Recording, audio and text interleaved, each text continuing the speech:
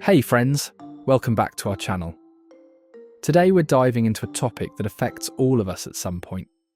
What does the Bible say about anger? It's an emotion that can be both destructive and, surprisingly, righteous. So let's explore this complex subject together. First, it's important to recognize that the Bible doesn't present all anger as sinful. In fact, we see instances of righteous anger, even from God himself. Let's break this down. God's anger. Throughout the Old Testament, we see references to God's anger against sin and injustice. For example, Psalm 7:11 says, "God is a righteous judge, a God who displays his wrath every day." This shows us that anger can be an appropriate response to evil and injustice. Jesus and anger. Even Jesus, who we often think of as gentle and loving, displayed anger. In Mark 3:5, we see him angry at the hardness of people's hearts. And who can forget when he overturned the tables of the money changers in the temple? Righteous human anger. Ephesians 4:26 tells us, "In your anger do not sin." This implies that it's possible to be angry without sinning. The key is how we handle our anger. Warnings about anger.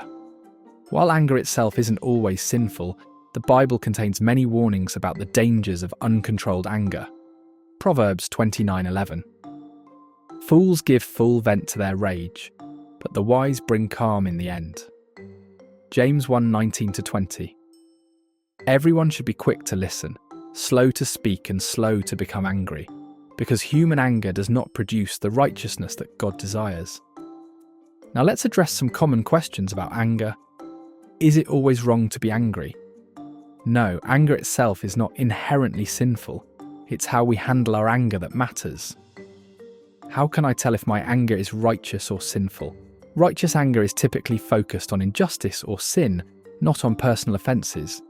It leads to constructive action, not destructive outbursts. What should I do when I feel angry? The Bible gives us several principles for handling anger. Be slow to anger.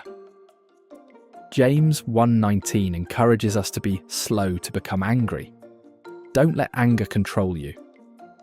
Do not let the sun go down while you are still angry, and do not give the devil a foothold. Address the issue. Matthew 18:15-17 provides a framework for addressing conflicts. Forgive. Colossians 3:13 instructs us to bear with each other and forgive one another if any of you has a grievance against someone. Forgive as the Lord forgave you. Seek peace. Romans 12:18 encourages us. If it is possible, as far as it depends on you, live at peace with everyone. Here are some practical tips for managing anger biblically. Pause and pray. When you feel anger rising, take a moment to pray for wisdom and self-control. Identify the root. Is your anger about injustice, or is it stemming from pride or selfishness? Express it appropriately. Find healthy ways to express your anger, like calm communication or productive action. Seek reconciliation. If your anger is towards a person, seek to resolve the conflict in a godly manner. Practice empathy. Try to understand the other person's perspective. Cultivate patience. Proverbs 15:18 says, "A hot-tempered person stirs up conflict, but the one who is patient calms a quarrel." Surrender to God. Allow God to work on your heart and heal the wounds that might be fueling your anger. For those struggling with anger issues, seek help. Consider talking to a pastor or Christian counselor. Practice self-awareness. Learn to recognize your anger triggers. Develop coping strategies. Find healthy ways to manage stress and frustration. Study scripture. Meditate on Bible verses about patience, forgiveness, and self-control. Remember, transforming how we handle anger is a process. Galatians 5:22-23 lists self-control as a fruit of the Spirit. As we grow in our relationship with God, He helps us develop this fruit in our lives. In conclusion, the Bible presents a nuanced view of anger. While it warns against the dangers of uncontrolled anger, it also shows that there's a place for righteous anger against injustice and sin.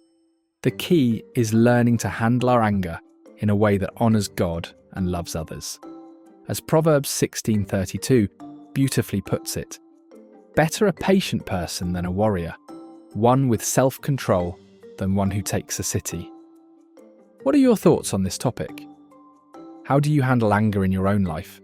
Share your experiences and insights in the comments, but please keep the discussion respectful and kind. If you found this video helpful, don't forget to like and subscribe.